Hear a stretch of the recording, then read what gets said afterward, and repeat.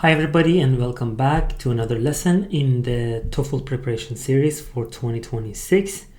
In this course, I have been talking about different sections of the test, the new changes that are coming to the test in January of 2026. And we have discussed a couple of ways you can practice and you can find practice materials and things you can do to approach each part of the test. In today's lesson, I want to talk to you a little bit about creating a study plan for yourself. So what to do, where to start, where to begin. If you have decided to take the test, let's say 2 months later, 6 months later, 1 year later, regardless of how much time you have, what's the best way for you to get started, what to do first, and then how to plan your preparation, and then etc. etc. So these are the things we're going to discuss today. So let's get right to it. So I'm going to give you a step-by-step plan on getting your preparation set up and start. As you see on the board, these are the 5 things I want you to do in the same order that are written here in order to get the best out of your time and plan everything better. Remember, different people have different needs. So I may have 2 months left to my test, you may have 3 months left, somebody may have 6 months. Some people go to work, some people have a lot of free time. So everybody's different. There's no one particular plan that can work for everybody, but these 5 ways can help you decide for yourself what is the best route for you to take. So first things first, the first thing you need to do after you have decided to take a TOEFL in 2026 is to check your level. Remember, you need to make sure where your level is. There are many ways you can check your level. You need to do a couple of tests. Usually when you talk to a teacher, when you, for example, reach out to me, I usually ask my students to send me a couple of responses, some speaking recordings and things like that. And then I kind of test them and see where they're standing. What is their general level of English? And then based on that, we decide on the next steps. But for you guys at home, what I need you to do is very simple. Just go to the Cambridge website. I'm going to put the link in the description. There's a section called Test Your English. You can take this general English test. It is, as you see, 25 simple questions that you can do with instructions that are given. At the end of the test, it will show you your level, especially your CEFR level, like A1, A2, B1, B2. And then you can use this information to plan your preparation. Regardless of what your level is in English and how high or how low your level is, regardless of that kind of information, you need to understand your score. So a lot of universities, institutions, organizations, embassies, they may have different requirements. So find out what score you need.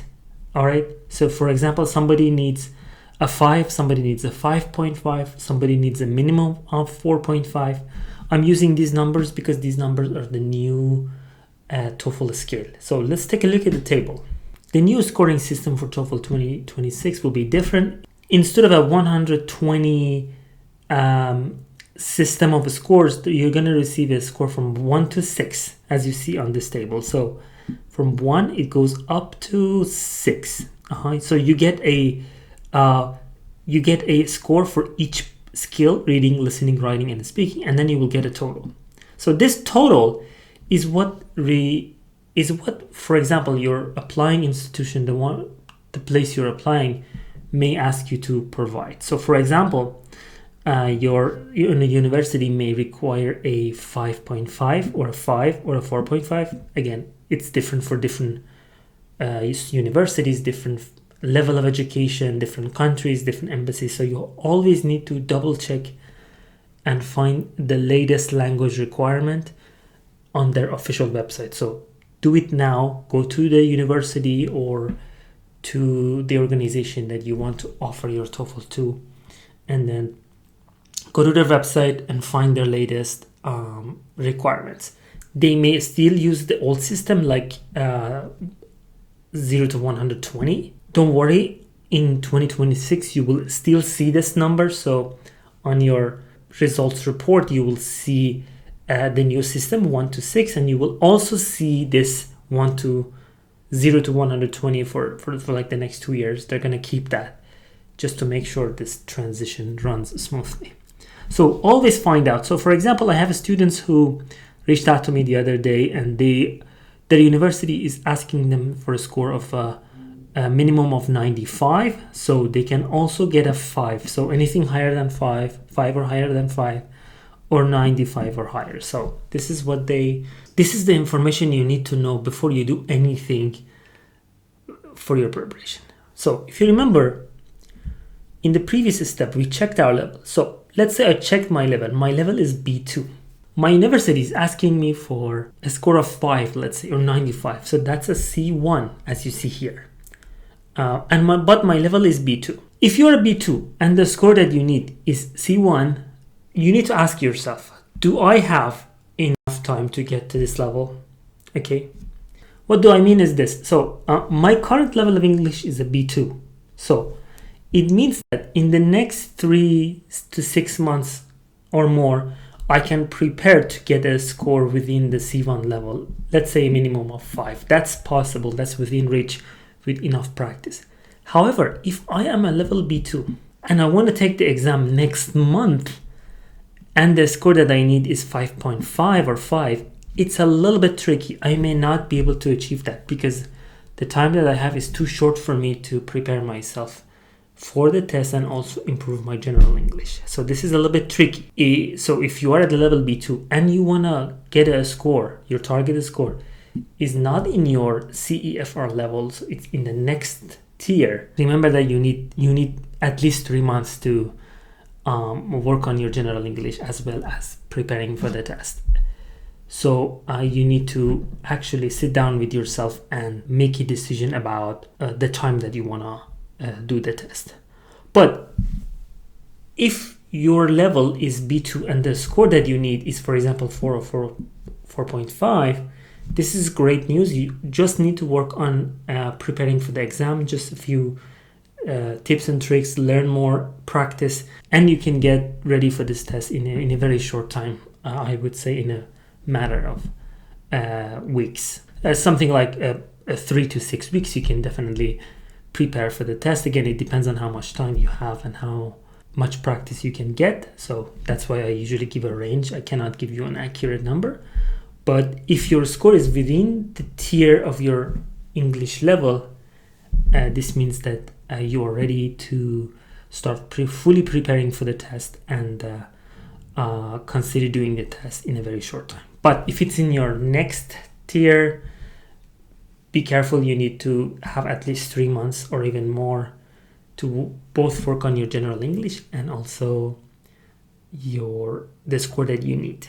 Before we leave this table, if, for example, if the score that you need is much higher than your level, so for example, you check your level of English and you stand at a B1 level, but the score that you need is a 5 or 5.5, which is a C1 level, remember, you're not ready for the test. So you need to take some extra classes, spend some extra time improving your general English, and get yourself to that B2 level before you can start considering preparing for TOEFL exam, because the score that you need is higher than your level.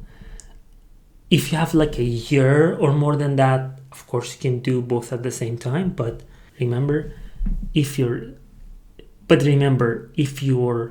English level is much lower than the score that you need to reconsider your preparation. Start focusing on your general English first, and then when you're ready, you can come back and prepare for the test itself.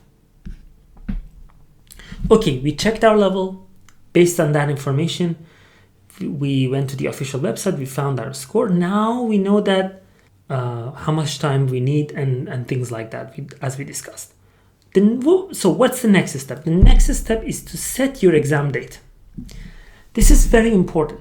I've had students come back to me like every once in 6 months, every once in 3 months, or sometimes after a year, and they return to exam preparation, and they have been doing this like on again, off again.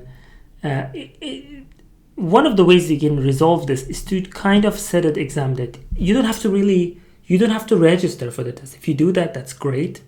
That's going to be a very amazing deadline for you. But you need to set a date. Let's say I'm going to take the test 3 months later, January 20th, or in March or in February. This is going to give you a clear idea of how much time you logically have, so you can manage the other aspects of your life. If you go to work, if you're taking too many classes, you go to a gym, you have tennis classes, I don't know, you have this and that, you need to know that, for example, you checked your level, you realize that you need to work on your general English as well. So you need to probably, if you can't leave your job or lower the number of hours at your job, you probably have to compensate for that on other stuff. So probably you have to cut times on other activities in your life, and then try to find practical time for your preparation. Because look, TOEFL is a skill-based exam, and you need a lot of practice regardless of your level. So this is going to be a very important decision for you to make. Register for the test or set a date, and put this deadline on your calendar, and plan the rest of your preparation based on that. You're going to thank me later. Okay, next step is kind of related to the last three. After you have done them, you can plan your preparation. Remember, preparation has two sides. One side is learning. You hire a teacher, you watch my course, for example, on YouTube, and you gain a lot of information about the test and the things that you need to do, and you learn a lot of stuff. The second side of things is practice cycle, which is getting a lot of feedback. We're going to talk about that in the next step too. So learning and practicing, these two together, is going to be part of your preparation, and this is what you need to plan your life. So let's say you check your level is B2. The score that you need is C1. You have 3 months. You have a deadline of 3 months. Okay. So it means that you need to spend like 2 hours, let's say an hour, 2 hours every single day learning and practicing. So if you're spending 1 hour, 2 hours, you need to kind of cut it in two. 50% of it spend 50% of it on learning and 50% of it on practice. These two complement each other. Do not just spend a lot of times watching videos and reading and just learning and receiving without any output, without any practice. In this course, we talked about practice a lot, and how to kind of check your work and things like that. So if you don't remember, you can go back to the lessons, or you can ask me in the comments and I'll help you out. And finally, as the word that you have heard me say a lot, and people in my classes say I say a lot, is the word practice. That's the key. Regardless of your level, your time, your score, and everything, practice is the most important part. So do not feel too confident, or do not be too scared. Just practice, okay? Practice as often as you can. Find practice questions, find materials, watch those practice lessons 10 times, and do those techniques that I told you. Follow them, practice, show your responses, show your writing tasks, your speaking recordings to your friends, to teachers, to AI, whatever you can get feedback, work on the feedback, do it again. This cycle should repeat. Do it until you become confident with managing your time, understanding the questions, and boosting your confidence as much as possible. On the day of the exam, you have less than 2 hours to prove your English, okay? And on the day of the exam, it doesn't matter how perfect you can speak English or what tests you have taken before. Everything depends on your performance on that day, in that hour, on that computer, all right? So we need to make sure we practice as often as possible so we can do our best on that particular day. Okay, please check the links in the description that I've shared with you guys. Follow these 5 steps. Make your preparation journey clear for yourself. Set the deadlines. Find balance in your life. If you are too busy or too involved with too many hobbies or activities or classes, you need to cut down on them and focus on this. Otherwise, you would be wasting a lot of money and time. If you need to get a good score in TOEFL, you need to make this a priority in your life for the next a couple of months until your exam date. Check these things out.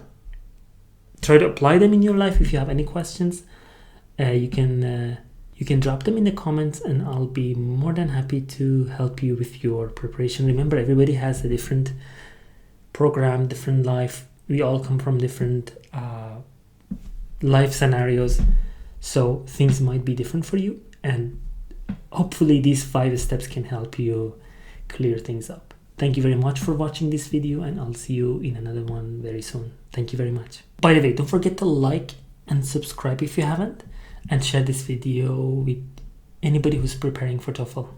See you soon.